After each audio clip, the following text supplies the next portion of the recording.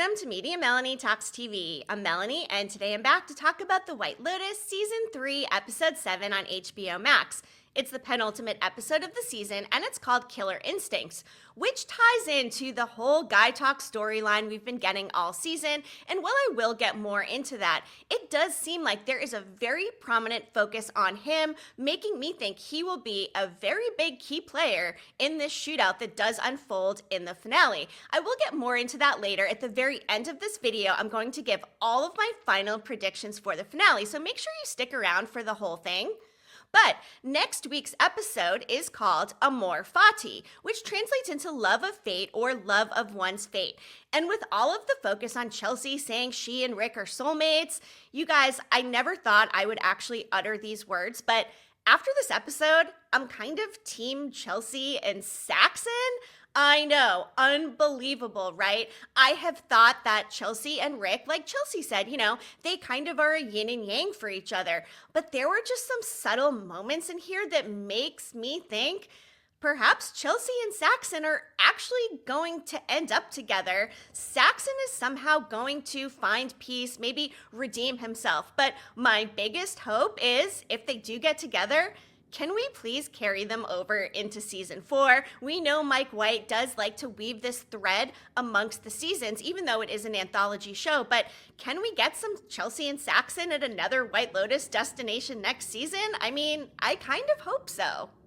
And along with the Gaitok themology of the naming of this episode, Killer Instincts, which again, Gaitok basically directly says he does not have killer instincts, but it also ties into the fact that we got the Muay Thai fights, right? Which is also a fighting instinct, a killer instinct. We had Gaitok and Mook there. Laurie ended up there with the Russians. And the way that they intercut those scenes throughout the episode really does weave that fighting mentality, that killer instinct as a whole metaphor for what this season has really been about. Now, yes, it is all about finding peace, spirituality, identity, and all of that as well. But there are also these internal and external fights that have been going on all season long. So weaving that in, interspersing that fighting footage, transitioning from scene to scene, story to storyline, very smart. Something I liked from this episode, we finally got to see Scott Glenn as Jim Hollinger. Now, he was recently in Bad Monkey starring Vince Vaughn over on Apple TV+,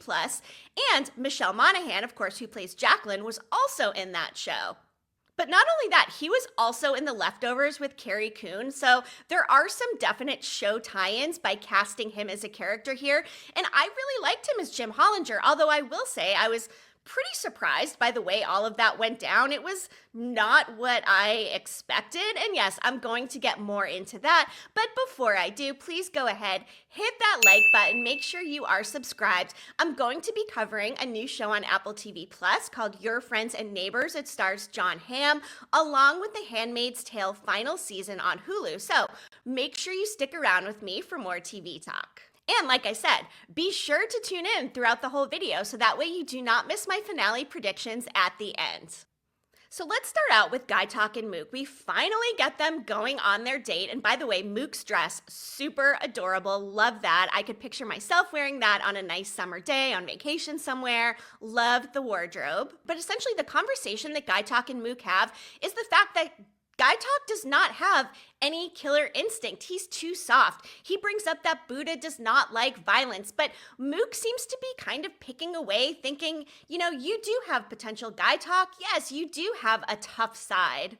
And she does praise him for having the strong morals, but she's not giving up on the fact that she does want him to get a promotion, and they've known each other forever, so Mook must have known this about Gaitok and his positive qualities, but it's almost like she's trying to push him to be more of a tough guy, making me think that really they never had a chance anyway, but it also makes me think that Gaitok is going to be front and center in this shootout. We know he has the gun. Of course, Tim was looking for it in his drawers, couldn't find it because, as we know, Gaitok took it back. But knowing that Gaitok doesn't have any killer instinct and he is soft makes me think, will he be the hero of it all? Will he take a bullet when he's trying to do his job and maybe step up because he is trying to impress Mook, and then he ends up dying trying to be the tough guy that he knows he's not?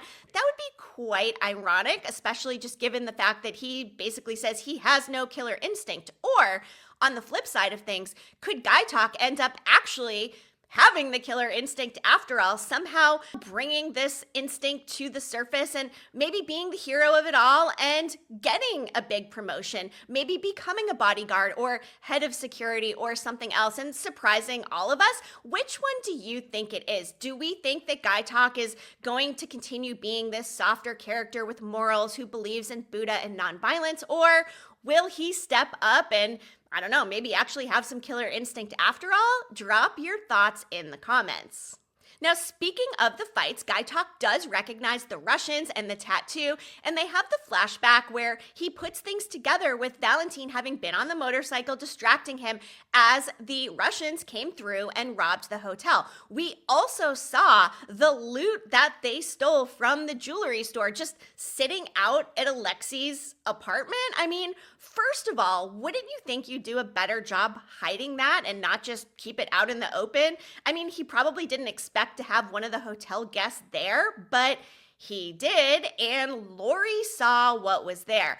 I'm pretty concerned for Laurie. Obviously, she and the friends had that big blowout at dinner, and Laurie decided to go off to the fights on her own, which immediately I'm thinking, safety first, safety in numbers. I didn't like that she showed up there on her own and then had to leave the apartment, jump out the window, which, by the way, was great. Also enjoyed that Carrie Coon sex scene. I mean, she's fantastic, right? But she's strolling down the streets of Thailand alone at night, and the red lighting, we've seen that throughout this season, the red lighting, and to me that alludes to some kind of tragedy or something bad is going to happen. There is nothing good that will come from Laurie walking down the streets of Thailand all by herself. Will she even make it back to the resort? What do you guys think? I am very concerned. But what I liked the most about that storyline was the fact that Alexei is trying to get money out of her. He's like, hey, Zelle, Cash App, PayPal, asking for money for his sick mom. I mean, talk about a scammer. And this must have made Laurie feel pretty bad. And it also makes me wonder, did Valentine have a similar approach to Jacqueline? And that's why Jacqueline was kind of standoffish and didn't want to talk about her rendezvous with Valentine? Or was it just because she wanted to keep it to herself? What do you guys think? Are all of them scammers trying to get money out of these women? Is this a common theme that they have with the wealthier guests who come through? I mean, they're scammers through and through. Obviously, we know they robbed the hotel as well. So seems like they're bad guys all around. What else could they be up to? Are they going to be involved in the shootout?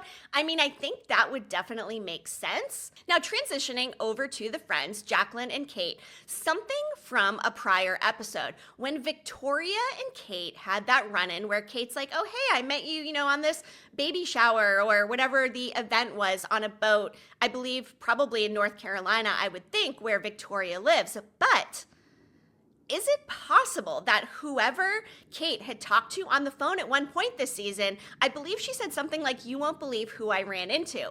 What if she tells people she ran into Victoria Ratliff and these people get back to her and say, oh my goodness, the Ratliffs are actually wanted right now in the United States?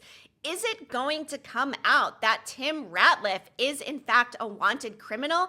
And if Kate outs him, could that somehow play into the shootout? I don't think they had that interaction between Victoria and Kate by happenstance. I do think it was very intentional, and I think that will be what outs Tim Ratliff and perhaps perpetuates whatever bad situation comes to be at the hotel. But I really like the tension between the friend group, and it is getting a little overdone. I mean, it's been a little bit one-dimensional, that storyline. Yes, Jacqueline's the middle-aged actress. She's out there with Valentine. She's got the younger husband. She's paying for the whole trip. And another thing I've kind of been waiting for is for her to be like, you know what, Laurie, Why don't you just pay for this yourself? I am not going to foot the bill any longer for somebody who is very clearly ungrateful. Would not be surprised if Jacqueline ends up sticking her with the bill. What do you guys think? Will she end up actually paying for this entire trip? I mean, if I was her, yeah, she said she was going to pay for it and she's taking her friends on vacation. But I do get this feeling like, first of all, I don't know if these friends are going to be friends at all after this. And I don't know how good of friends they actually were. It's like they're doing this victory tour as kind of a nostalgic throwback to the friendship that once was, but not necessarily what is now. I think my favorite part of the friend scene at dinner, though, before Laurie took off, was when they order the rosé. I mean, they order it and immediately they're like, where's that rosé? They just cannot wait to get some alcohol in their system to literally make it through this dinner and make it through the rest of the trip. And again, is Laurie going to come back? And if she doesn't make it back, I would imagine the guilt that Jacqueline and probably Kate would feel over their friend getting lost and potentially killed on the streets of Thailand at night following a fight, that's going to be quite a burden to bear. Let's get into the Sitala, Jim, and Frank/Steve storyline when they do finally get to Jim Hollinger's house. First of all, these two are not very good at planning.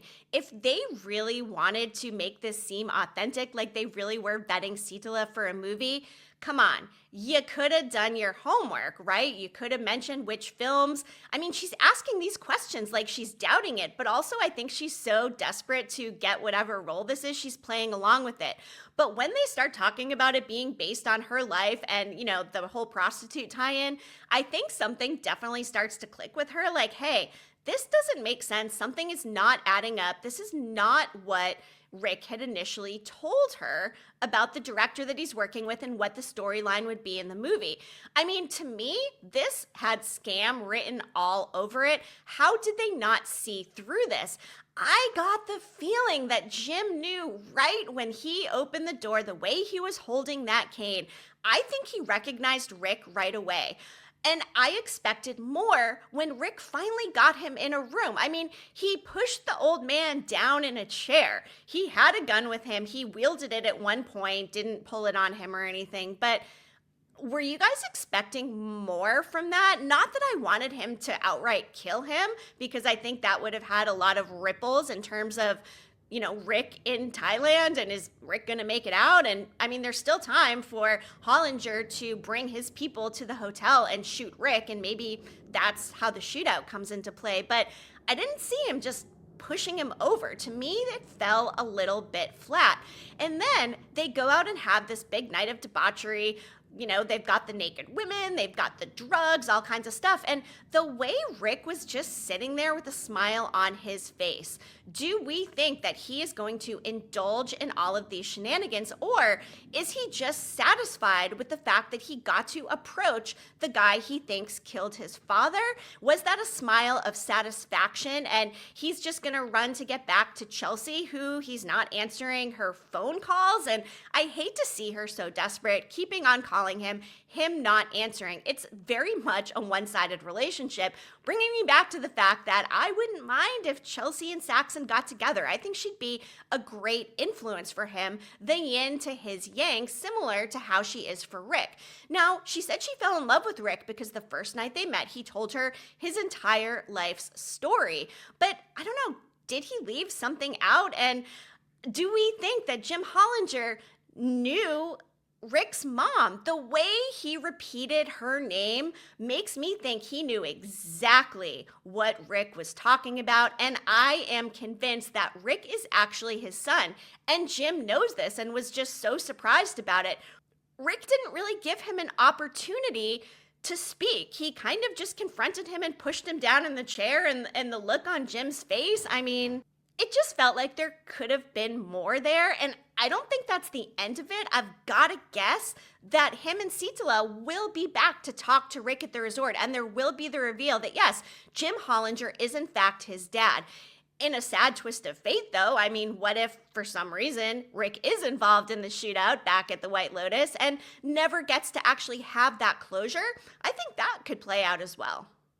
And just really quick, back to them being really bad at trying to scam Jim and Sitala to get into their house so Rick could have that moment. The names of the films that Sam Rockwell just throws out off the top of his head, yes, could you have come up with better names ahead of time? I mean, it was funny though, right? The Enforcer, the Executor, the Notary, it was a trilogy, and they're not really questioning it. And the fact that he basically throws like every single type of movie genre into the one that they're working on, it is so transparent. How are they buying into this? And do we think that Sitala is buying into it? I mean, I don't think so. I think they've raised enough suspicion and red flags where, yes, there is going to be a continuation. If it is, in fact, the last we see of Jim Hollinger and all that happened was Rick pushed him over in a chair, I don't know. I don't know that that is satisfying and what we've really been waiting for from a big Walton Goggins storyline all season. What do you guys think? Drop it in the comments. Okay, on to the Ratliffs. We've got Piper and Lockie at the Buddhist monastery, and we hear everyone has the capacity to kill. Now, is that line going to come into play? Could Lockie or Piper be under the radar this whole time and somehow be responsible for this shootout? Victoria seems to be right. I don't think Piper likes it there. She's indicating that, maybe it isn't for her, and then is quite surprised when her brother Lockie says, hey, maybe I'll take a gap year and come here too. I think the roles are going to be completely reversed. I would not be surprised if Lockie does end up staying here, not only to escape what is potentially going to come out about his dad and all of that, but also because he's got a lot to reconcile with that whole situation with his brother from the last episode. I would not be surprised if Lockie ends up staying. But the fact that they're talking about everyone has the capacity to kill, are they telling us that it will be one of these Ratliffs that ends up emerging as the killer or the shooter in this hotel shootout? Is it possible? I did say in an earlier video, it would be quite the shock if Piper ended up somehow being involved, because she's really one of the least likely characters, along with Lachlan, that I think could have any inclination of violence. Now, Tim, way too obvious. All we keep seeing is Tim taking lorazepam, Tim having this same vision of him killing his family. I don't know, it's getting to be a little repetitive. I do love Jason Isaacs, but I mean, how many more times are we just going to watch him swallowing pills? And another question I have is, how is Victoria not going through lorazepam withdrawal? I mean, yeah, it's been a couple days, but if she has indeed been on lorazepam for that long at whatever dose and frequency she's taking it, I would expect her to be unraveling more, and the alcohol cannot be helping. Is it possible that Victoria ends up in some kind of lorazepam withdrawal haze and ends up being involved in the shooting as well? She has clearly said that she's not at a place in her life where she could live lesser than what she's used to. So I don't know. I mean, circling the Ratliffs here for the guilt in the shootout of it all. And just more great Parker Posey content when Victoria is like, I am praying that Jesus saves her from the Buddhists. I love everything Parker Posey has done. I think I've mentioned it in every single episode this season. She is fantastic. Probably my favorite character of the entire show. How could you not like what she's doing with Victoria Ratliff? Oh my goodness. And then Victoria ends up going to the party at Greg Gary's with Saxon, and she's like, oh no, not the boat people again. And Chloe approaching Saxon, letting her know all about what Greg Gary's fantasies are and asking Saxon to join in. And Saxon's just like, you know what? I think I've had enough of all of this stuff, and ends up leaving with Chelsea. But do we believe that what Chloe was saying was true? Or did Greg Gary have some kind of other nefarious intention with whatever he wanted to do with Saxon? I mean, the way that he just kind of lurks and watches everybody, specifically Belinda as well, right? He ends up offering her the $100,000 to open her own spa, talks about the fact that, Tanya wanted to do that and he doesn't want any trouble. He just went to Thailand, to get away from all of the questioning and whatnot. I don't know. Belinda and Zion get out of there pretty fast. Is that going to circle around? Because the first person we really met this season was Zion during that session he was having, eventually getting into the lagoon and seeing the body floating close to him. I suspected that it was not Belinda in the water, because if it was, I think he would have ran right towards her and embraced her body, or at least gone to see if she's like still alive or clearly dead or whatever. But again, I'm kind of thinking that the body floating there is unrelated to the actual shootout and could be one of the Ratliffs, either Tim falling in his lorazepam haze, or maybe Victoria falling in a withdrawal state. I do think one of the Ratliffs will end up floating there in the water. But what will Belinda do? It's also interesting because Pornshy had also mentioned that they could start their own business together. Will she decide to take the money and then open up a spa with this man that she was with for one night? I just don't see that as very Belinda. Not only that, but she is quite fearful, as she should be. She should be very afraid of this man. She knows that he played some kind of hand in killing Tanya. If I was her, I would just be trying to literally get out of there and get back to her own White Lotus, get Zion out of there. We know that doesn't happen because we see them in the next episode, or we see Zion at least. So TBD as to what will happen for her. And just talking about the score of this episode in general, there were monkey sounds, there was the fight audio, there was this weird sexual score that was going on during the party. I mean, like I've said throughout this entire season, I think the music, I think the score, it's all been very strong and contributing to the whole environment of being set in Thailand. And now, knowing what we know, let's get into some predictions. We confirmed that Greg Gary actually had all of these paranoid delusions. Are the paranoid delusions going to somehow play into the shooting? We had Chelsea telling Saxon that he's going to be one of these LBHs in 30 years, which also made me think like maybe that is a slight clue to the fact that Saxon does survive and perhaps does end up with Chelsea. But also when Saxon has that confrontation with Tim and is like, look, what's going on, Dad? Saxon does seem to be growing. The fact that he's recognizing more than anyone else in the family, I mean, Victoria kind of felt it out a little, but he's like, hey, Dad, like, what's going on with you? You know, if there's something going on, you need to tell me. This job is my life. I don't have anything besides this, which makes me think that he will end up with Chelsea because that's what he really needs. Maybe he's going to lose his identity as Tim Ratliff's son and embrace something completely different with a person that does have the capacity to actually help him grow. Because let's face it, Rick does not seem willing to take this help and take this light from Chelsea. He's a sad sack. And I mean, even though we saw him with that smile and maybe he does get some sense of closure, I think sadness is in his core, whereas Saxon still might have the ability to grow, especially with Chelsea saying, you know, you're soulless and this is going to be you in 30 years. And that look she had on her face when when they were talking about what actually transpired on the boat. I just think that there is very strong indication Saxon and Chelsea are going to end up together somehow. I think Rick's going to come back and maybe Chelsea is going to have some sort of awakening like, you know what? He's not for me. It really bugs me the fact that he's not answering the phone and Chelsea calls him like so many times to the point where I'm kind of getting annoyed about it. Like, Chelsea, just stop calling him. And yeah, Saxon and Chelsea are complete polar opposites, but that's why I think there's a good chance they're going to end up together.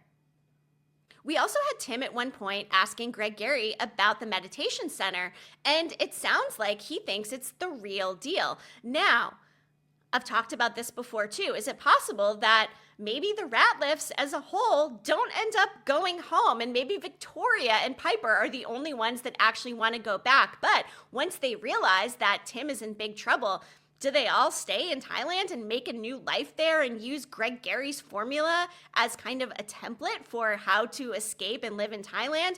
I mean, could Tim end up getting extradited? But more importantly, which one of the Ratliffs is going to be tied into this shooting? Like I said, I do think that Tim is going to wander into that lagoon, fall into the water, and be the body floating, but completely unrelated to the shootout. I don't think he will be related. You know, after he had hid that gun and Gaitok took it away, he doesn't have access to the gun. The only ones that we know have access right now are Gaitok and Rick. But will Rick be able to bring a gun back from Bangkok? I'm not sure. The Russians, it seems just too obvious to me that they will be the ones responsible for the shootout. I mean, they've already done the robbery. Are they going to return to the scene of that crime and perform more crimes? And why? What would the motivation be? Does Gaitok decide somehow that maybe he does want to impress Mook and have this killer instinct and wields the gun on somebody that maybe he shouldn't and accidentally shoot? It sounded like quite a bit of gunshots, like more than just one gun at the beginning. Where would the other guns come from? Is it possible that Jim Hollinger comes back and wants to somehow get Rick?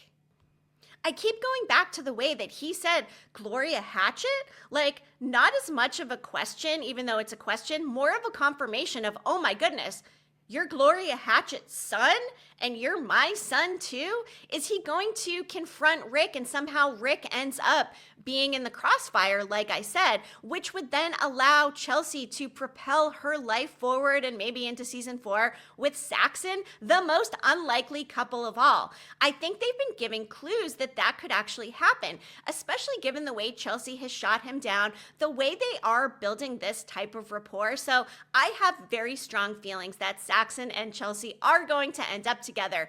I don't know about Chloe, though. I have this feeling she may end up being another victim as well. She does talk about Greg Gary's past and history. She said before that he has the capacity to kill somebody too. And again, the title of this episode is Killer Instinct. So they're circling everybody that might have the capacity to kill. Who else? Could it end up being one of the most unlikely of all? What if Kate threatens to out Jacqueline for what she did? And I don't know, maybe Jacqueline gets involved in this shooting? Or does Laurie come back to the hotel and completely lose her mind because she's very embarrassed about the fact that she just got scammed by one of these Russians, had to jump out a window, and is going to take it out, perhaps on her friends? I'm not sure where exactly she'd get the gun, and I don't even know if Laurie's going to make it back to the hotel. Leading me to my next prediction, I think Laurie's going to end up dying off White Lotus property, and Jacqueline and Kate are going to have guilt for the rest of their lives. And then they're going to pretend like they were all the best of friends, nothing to see here, erase all of the conflict they had, and poor Jacqueline will be a mourning public figure. Oh, poor me. But most importantly, I think Sitala is going to realize that Rick was scamming her the entire time, and I do think they will end up back at the White Lotus, and Jim Hollinger will be with her. So if I'm guessing who is tied into the shooting, I think Jim Hollinger and Rick have got to play a part in it, and I would not be surprised if one of the Ratliffs does as well. One of the most unlikely, like I said, would either be Piper, Lockie, or Victoria. We would expect Tim to be the shooter, but I think that's been the biggest red herring of all. And because we've had this repetitive storyline of him having these visions, I just don't think that is going to come to fruition. I think Saxon is going to emerge the most changed of all characters in this season. I think he will have found some level of spirituality, acceptance. His identity will emerge as something besides Tim Ratliff's son, and I'm kind of excited for it. He was such an unlikable character. Are you kidding? Between the smoothies, the misogynistic comments, I've hated him this entire time, and the fact that I've come around to want him to be with Chelsea, who is just the sweetest of all, shows so much tremendous character growth, and just props to Patrick Schwarzenegger for playing this character so well. Nepo baby or not, the talent is there. And Amy Lou, I love her. This is why I need these two in season 4 of The White Lotus. Are you with me? That is my biggest prediction of all. So, what did you guys think of this episode? Overall, it was okay, but for a penultimate episode, I was expecting maybe just a little bit more table setting, a little bit more momentum heading into this finale, which again alludes to love and fate. Tying into my theory on Saxon and Chelsea going into season 4, I hope so. I think the biggest disappointment for me in this episode was the fact that all Rick did was push the man down. He pushed Jim Hollinger down in the chair. He didn't kill him. But could that also just signify that Rick has also grown as a person and got the closure and acceptance he needed. Was that all he needed, just to push him over in a chair? I'm not convinced, but I am curious to see how the rest of the night continues for Rick, whether or not he will engage in these activities along with Frank, who he took out of sobriety and celibacy, by the way, like maybe not the best friend of all, didn't really talk him out of it either. Or is Rick just gonna kind of sit there with that smile, go back to Chelsea, but now there's gonna be this weird love triangle because Chelsea is falling for Saxon and Rick didn't answer his darn phone? I want you to drop all of your predictions for the finale down in the comments. Let me know what you think is going to happen. And of course, I will be back covering it next week. And like I said, I've got some other shows on my radar, including this new John Hamm show on Apple TV+, Your Friends and Neighbors, The Handmaid's Tale, the final season. I may give You on Netflix a look as well, so stay tuned for that. And coming up this summer, I do think I'm going to cover The Summer I Turned Pretty, and Poker Face with Natasha Lyonne is going to be back on Peacock in May. So definitely stay tuned for that. All of the TV talk at mediamelanietv.com. Be sure you like this video and hit that subscribe button. I really appreciate you tuning in, and I'll be back again soon. Media Melanie, clicking off.